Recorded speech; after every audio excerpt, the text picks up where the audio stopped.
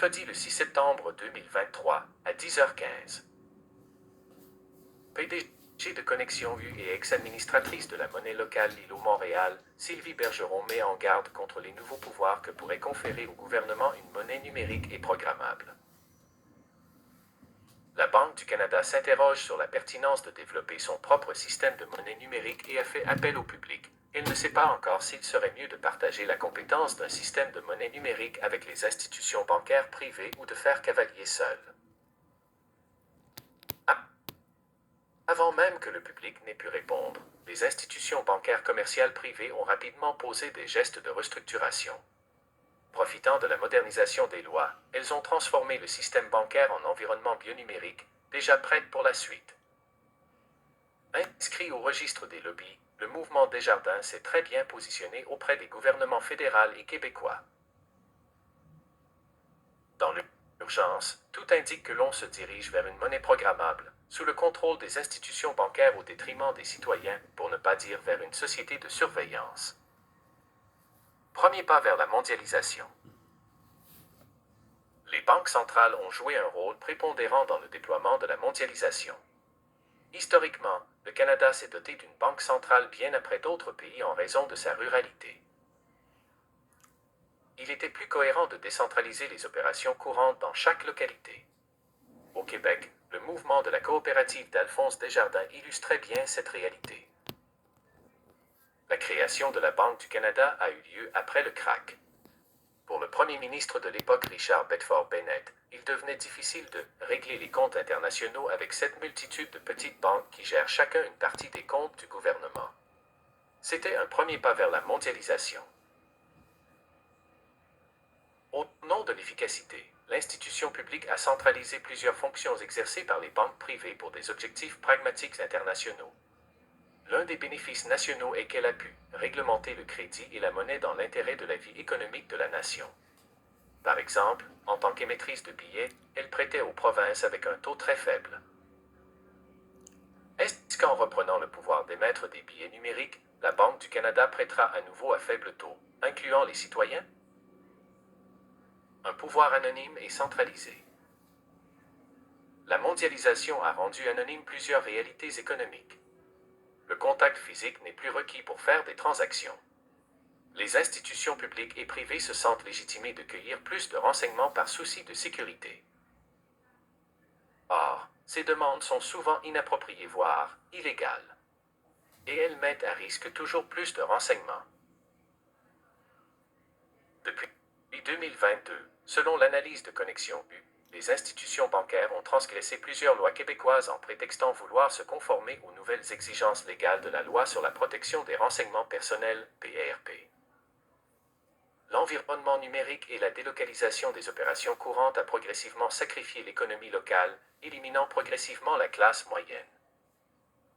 De même, le mouvement Desjardins a centralisé sa direction.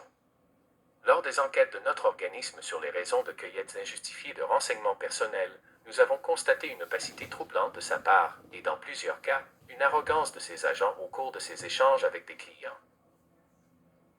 Mais la pression exercée par les membres de Desjardins, lors de notre campagne de mobilisation, a porté fruit.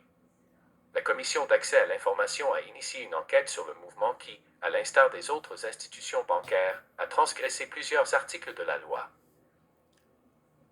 Dans ce contexte de centralisation des pouvoirs, la Banque du Canada saura-t-elle assurer une cueillette de renseignements justifiés, s'appuyant sur un consentement libre et éclairé? Sécurité ou contrôle?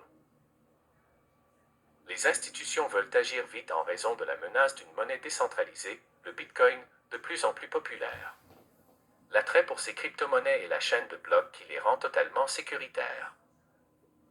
Le Salvador a opté pour la transparence et la décentralisation. Dans ce pays d'Amérique centrale, le Bitcoin est dorénavant une devise nationale. La Banque du Canada ne s'oriente pas vers ce système et cherche plutôt à riposter au Bitcoin. La monnaie numérisée nous permettrait de garder le contrôle du système financier, explique Annie Lecomte, professeure au département de sciences comptables à l'UQAM. Et tout indique que les banques centrales mondiales émettront une monnaie programmable sur laquelle ils pourront mettre une date de péremption. Du même auteur, pourquoi s'intéresser à l'extorsion du consentement chez Desjardins?